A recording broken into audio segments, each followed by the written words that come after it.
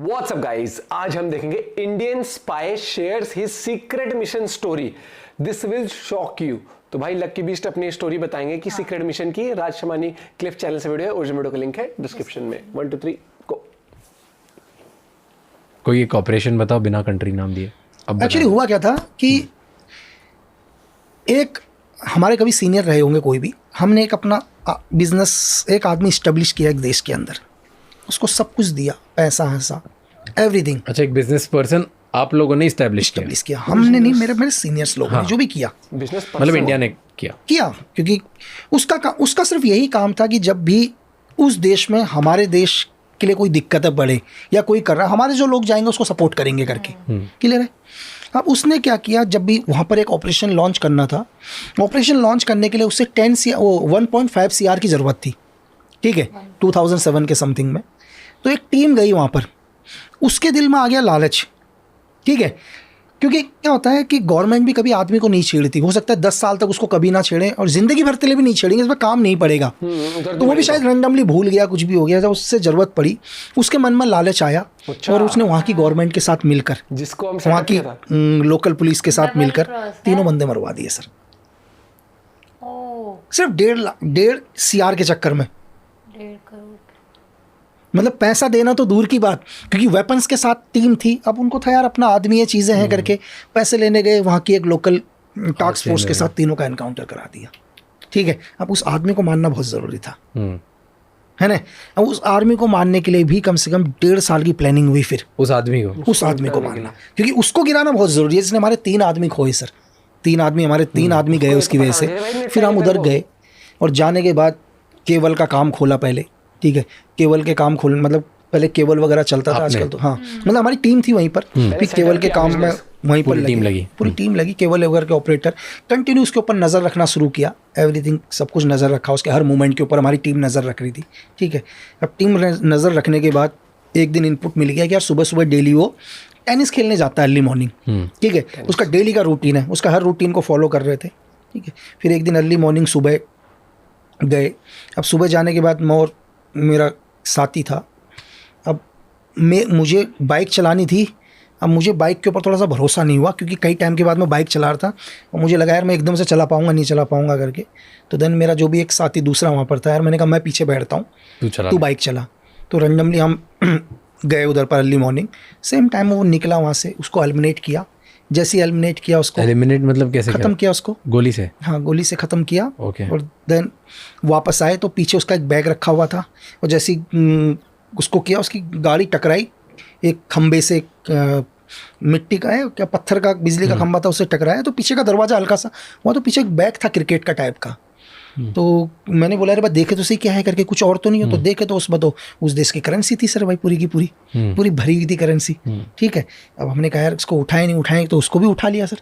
उसको उठाने के बाद वापस उधर गए, तो इतनी देर में तो हल्ला मच गया पूरा का पूरा हर जगह। ठीक है, तो ये हुआ करके उनको लगा कोई लूट या मर्डर हुआ करके साथ में। ठीक है, और किस्मत देख लो कि रीज़न कि उस आदमी ने 1.5 CR के लिए 3 बंदे मरवाए, है ना। 1.5 CR के लिए 3 बंदे मरवाए।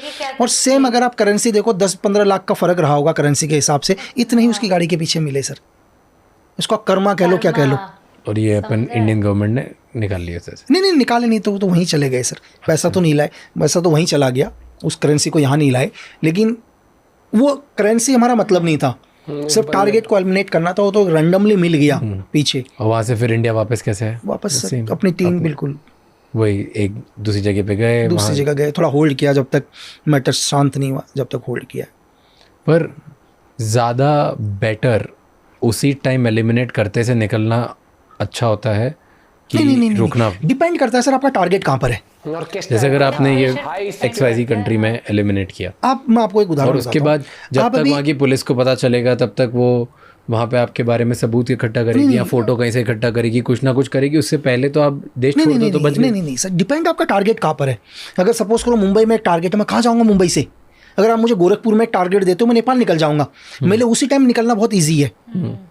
बट जैसे अगर मान लो मुंबई में हो, तो मुंबई से सीधे निकल के आप पहले यहाँ से कैसे निकलोगे सर?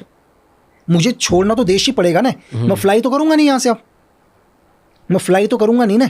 मैं पानी से एलओसी निकलना क्रॉस करूंगा, चाहे मैं वाई नेपाल निकलूं, वाई बांग्लादेश निकलूं, पानी से निकलना पड़ेगा, लैंड से निकलना कहीं से निकलना पड़ेगा, मैं फ्लाई नहीं कर पाऊंगा। लेकिन इतनी देर में मैंने आपको बोला कि आपका टारगेट दुनिया के कौन से कोने में है, वो लोकेशन कहाँ पर है, वो बहुत डिपेंड करता है। अगर वो सेम मुंबई में एक टारगेट था, होता उसमें है बवाल एग्जाम्पल के है, लिए, तो मेरे से यहाँ से निकलना बहुत मुश्किल हो जाएगा, मुझे होल्ड करना पड़ेगा कुछ भी करके, क्योंकि मैं नहीं क्रॉस कर पाऊंगा इंडिया।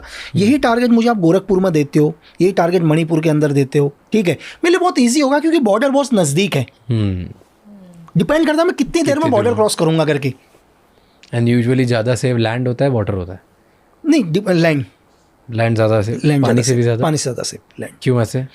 क्योंकि एक्चुअली क्या है सर कि लैंड से हम लोग निकलेंगे, पानी से हम लोगों को रडार, देखो पानी से मैं तैर के तो जाऊंगा नहीं सर, डेफिनेटली तैर के तो मुझे बोट लेके जाना पड़ेगा, बोट रडार पर आएगा सर, है ना, कहीं कहीं नेवल बेस के रडार में आएगा। लेकिन जब मैं लैंड क्रॉस कराऊंगा, लैंड में मैं दुनिया की किसी रडार में नजर नहीं आऊंगा, तो लैंड से ज़्यादा आसान, लैंड से ज़्यादा ईजी है।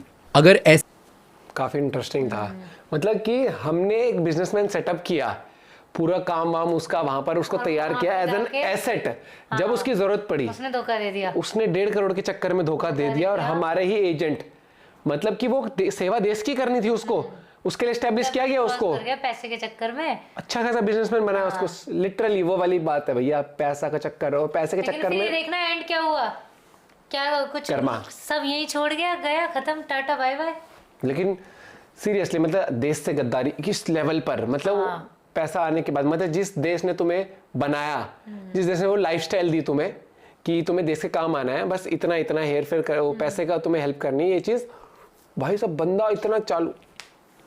लेकिन मुझे लगता है अब जो भी एसेट इंडिया तैयार करती होगी, या फिर जो भी अपनी सीक्रेट सर्विसेज इस तरीके से पहले कहते हैं भाई देख ये केसेस हो चुके हैं, ऐसा करा तो खत्म। आज भले ही 13 दिन होगा उस दिन का, उसका हिसाब पूरा होगा। बोला ना कि 1.5 साल प्लानिंग करी थी, 4 साल भी लगते तो भी ढूंढ। एक ना नेटफ्लिक्स पे मूवी आई है उलझ करके, जानवी कपूर उसके अंदर, उसकी स्टोरी काफी गजब है, मैंने देखी थी, इसने देखी नहीं थी, आप भी देख लेना वो भाई, गजब लगेगी आपको। मतलब आपको नॉर्मल तो देखने में ट्रेलर वेलर नॉर्मल देखो, आप बोलोगे यार क्या ही इंटरेस्ट होगा, मैंने नहीं देखी भाई गजब स्टोरी लाइन है, मतलब आप भी बोलोगे भैया दिमाग का 100% इस्तेमाल।